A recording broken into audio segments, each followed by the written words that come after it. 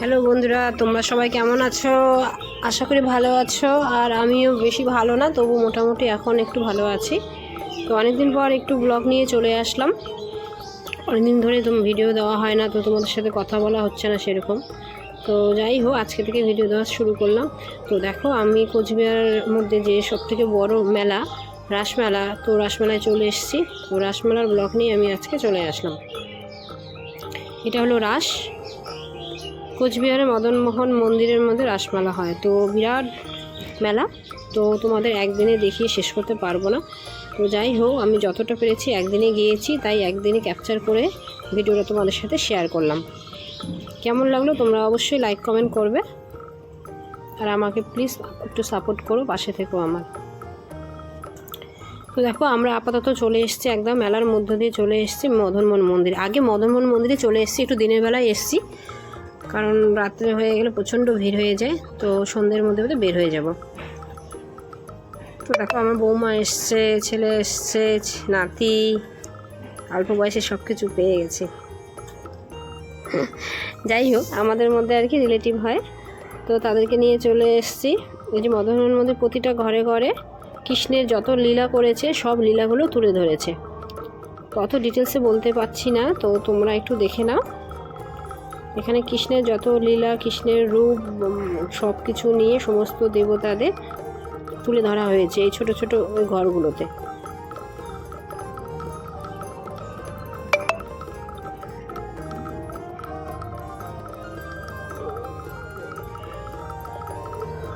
সীতার সব কিছু, রাম লক্ষ্মণ, এরকম অনেক কিছু আর কি আছে।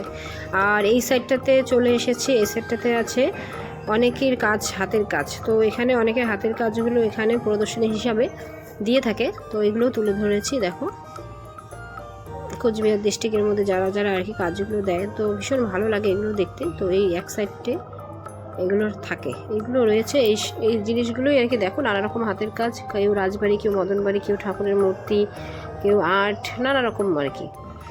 তো সবগুলো প্রদর্শনী হিসাবে এখানে থাকে।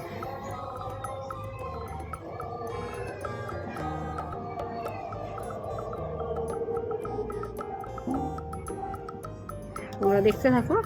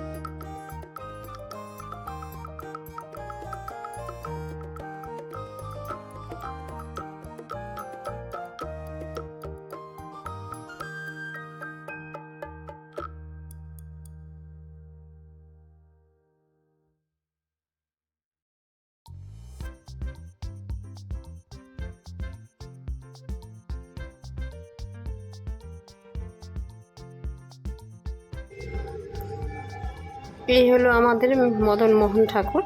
মদন মোহন হলো কৃষ্ণের আর এক নাম, তো এখানে কৃষ্ণের নামই হলো মদন মোহন। তো মদন মোহন ঠাকুর দেখাচ্ছি, খুব ভিড় তো ভালোভাবে দেখাতে পাচ্ছি না, সামনের লোক চলে এসছে। তো যাই হোক যতটা পেরেছে দেখিয়ে এলাম বন্ধুরা। আর এখানে যে বিভিন্ন রূপগুলো তুলে ধরেছে। তো মদন বাড়িটা ঘুরতেই অনেকটা সময় চলে যায়, তো চতুর্দিকে ঠাকুর তো সমস্তটা ঘুরে তোমাদের দেখি, তারপর মেলার মাঠে যাব। এখনও মেলার মাঠে যাইনি। মেলার মাঠও প্রচণ্ড ভিড়, আর মেলার মাঠও বিশাল বড়। আর এখানে এই মেলাতে কলকাতা থেকে অনেক সেলিব্রিটি আসে, গান করে, কেউ অভিনয় করে। তো যাই হোক, ওগুলো তো আমি রাত্রেবেলা হয়, অনেক রাত্রে দেখাতে পারবো না। তো মেলাটা দেখিয়ে আমরা সন্ধ্যার মধ্যে চলে যাব। তো তোমরা দেখতে থাকো ব্লগটি, আশা করি তোমাদের ভালো লাগবে।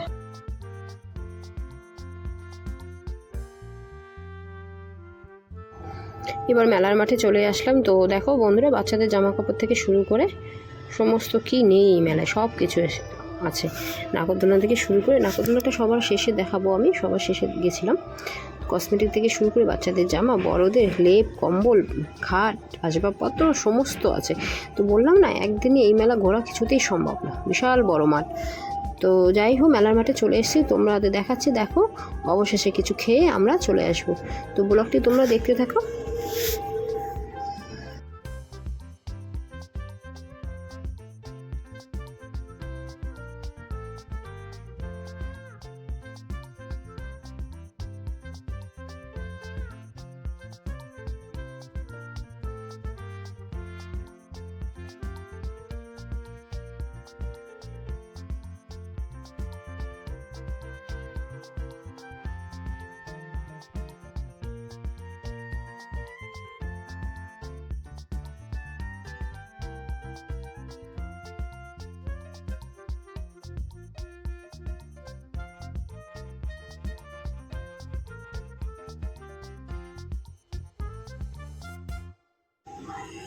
আমি সেরকম কিছু নেইনি, শুধু বৌমাকে একটা চামচ সেট দিয়েছি, পুরো চামচের সেটটা, আর নাতিকে দিয়েছি একটা জ্যাকেট, আর আমি নিজে কাপ সেট নিয়েছি। আর খাওয়া দাওয়া করে আমরা মেলায় ঘুরে এনজয় করে চলে এসেছি। তো এখান থেকে আমি কাপ সেট নিয়েছিলাম। তো যাই হোক বন্ধুরা, মেলাটা মোটামুটি খুব ভালো লাগলো। আর বাচ্চা নিয়ে বুঝতেই পারো, অনেকটা চাপ হয়ে যায় মেলা ঘুরতে। তো যাই হোক, খুব ভালো লাগলো। অনেক কিছু আছে এই মেলা ঘুরলে, মোটামুটি 10-20 টাকা নিয়ে গেলে তবু শেষ হয়ে যাবে। বাংলাদেশের ঢাকায় শাড়ি থেকে শুরু করে, ইলিশ মাছ থেকে শুরু করে সমস্ত কিছু আছে। এতটা দেখাতে পারলাম না, যতটা পেরেছি আমি দেখেছি, অল্প সময়ের মধ্যে গিয়েছিলাম। তো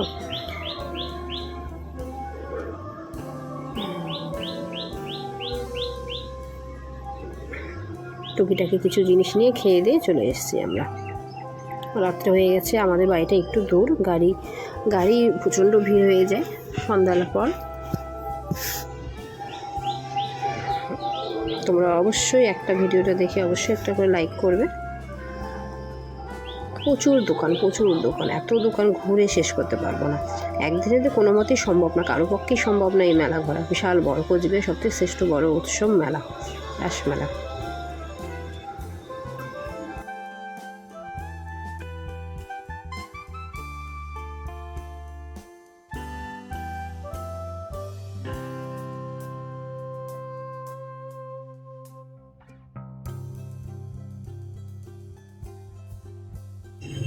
সবশেষে চলে আসলাম নাগরদোলনা। তো নাগরদোলনা দেখে আমরা মোটামুটি মেলা আমাদের ঘোরা শেষ।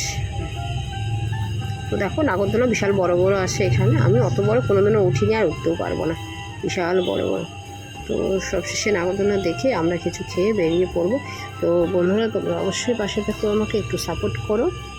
আর এতদিন ব্লগ দিতে পারিনি, তার জন্য সরি, কারণ বাড়িতে একটু আমার খুব অসুবিধা ছিল, মার শরীর ভীষণ খারাপ ছিল। তো যাই হোক, ব্লগটি আজকে আমি এখানেই শেষ করব, তোমরা দেখতে থাকো। খেয়ে ব্লগটি আমি আজকে এখানেই শেষ করলাম।